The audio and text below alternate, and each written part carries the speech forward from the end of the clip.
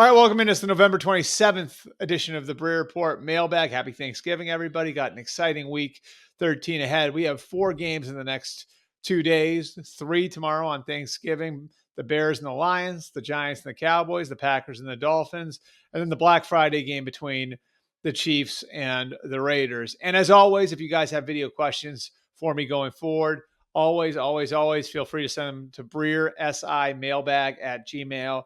And you can also check out our print edition of the Mailbag, which is up right now at the mmqb.com with some more answers, some more fleshed out answers. It's all there. Go check it out. Our first question for this week is from Bernie Barmazel. That's at Bernie Barmazel. Sorry if I messed up your name there, Bernie. Cooper Rush, at least on Sunday, looked like one of the very best QB2s in the league. What do you think happens in Dallas with him and Lance in the offseason? Thanks.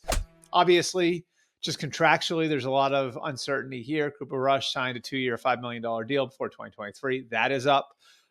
Trey Lance's rookie contract that he signed in San Francisco is up. So both those guys will be free agents. I'll take them one at a time.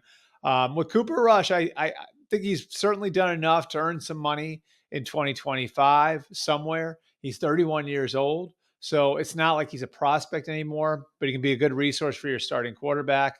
And give you good depth in the quarterback room. The problem with projecting where he'll be in 2025 is we don't know where the Cowboys will be. We don't know whether or not Mike McCarthy will be there or not. And if a new coach comes in, sometimes a new coach, especially if he's coming from the offensive side of the ball, likes to bring in somebody for the quarterback room that knows his offense. And, that's something to keep an eye on too, is if they want to put someone with a new coach who knows the offense from the quarterback position into that room in 2025. Of course, the book's not written on Mike McCarthy yet, but those would be some of the factors that be at work. With Trey Lance, I just don't think that he's done enough over the course of the last year or so that he's been on the Cowboys roster to merit a yes. He's coming back with a contract to be the third quarterback next year. I think if he is back in Dallas next year, it will be fighting for a roster spot and not assured of anything. And then there's another factor to consider here, which is that Dak Prescott will be 32 next year. He's got a lot of injury history. He, of course, is going to be around for the next few years, having just signed that 4-year, $240 million extension. Now he's signed through 2028, but you might be at the point in his career where you're starting to look at, all right, do we put a prospect in the room with him? Do we put a second or a third round pick in the room with him? I don't think they'll spend a first round pick. Don't think any of that stuff with Shador or anything else is valid, but certainly they're in a position where they could take like a Ron Wolf type of approach to filling that quarterback room as well and start spending draft picks on young guys to develop through their system. Question number 2.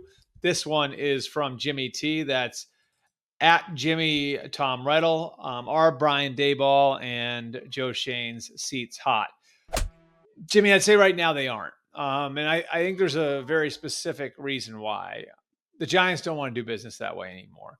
They went 2-0 with Ben McAdoo and Jerry Reese. They went 2-0 with Pat Shurmur and Dave Gettleman. And then they went 2-0 with Dave Gettleman and Joe Judge. I don't think they're in a position where they want to fire everybody. I also don't think they're really in a position where they want to try a half measure like they did when they hired Ben McAdoo and paired him with Jerry Reese, or they hired Joe Judge and paired him with Dave Gettleman. So, I think based on what we've seen there over the last decade, and this being a really tough, dark period of time for the New York Giants, I think John Mara realizes that at some point he's going to have to pick a plan and stick to the plan. And because of, all the things that happen over the course of all those years with different people picking the players, different systems the players are being picked to play in, at some point you just have to stay the course. And I think this is that point. They've got some pieces on the roster to build around. Andrew Thomas at left tackle, hurt right now. Brian Burns, Kayvon Thibodeau, and of course Dexter Lawrence up front. Malik Neighbors has a boatload of potential. I still think Deonte Banks does too. Both those guys may need to grow up a little bit, but both those guys have potential to be cornerstone pieces at premium positions. So I don't think you're in this horrible position. I just look back at the last 3 years, and I think the winning in that first year changed some expectations when really, and the real reality of the situation was that they still had a very long way to go from a roster standpoint. So I think John Mara, the Tisch family, the rest of the Mara family, all are of a mind to stay the course with Brian Daboll and Joe Shane.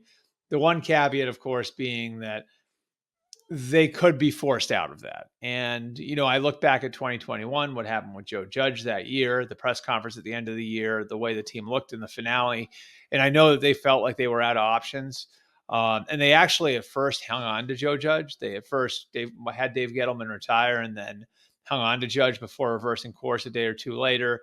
Um, I think as long as the team stays on board with Brian Daboll, as long as you see effort, as long as you stop seeing things like what was coming out of that locker room post game after that ugly loss to the Buccaneers, I think Daboll and Shane get a fourth year to try and get it right. Finally, the third question for the day. This is from @BossDangelos. I haven't heard from you in a while, Kevin.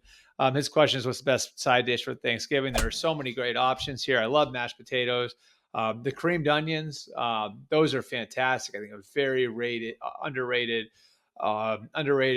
side dish for Thanksgiving. I also like sweet potatoes, but I'm going to have to go with stuffing with a little gravy on top. That would be my number one.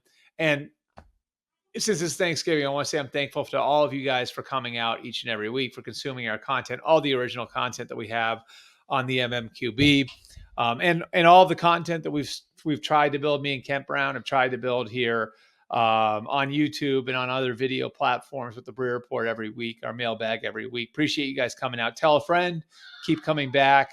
And we'll have the last 6 weeks of the NFL's regular season, the playoffs, the hiring cycle, all of that stuff covered for you. We got another Breer Report coming to you after the 3 Thanksgiving games on Friday. See you guys then.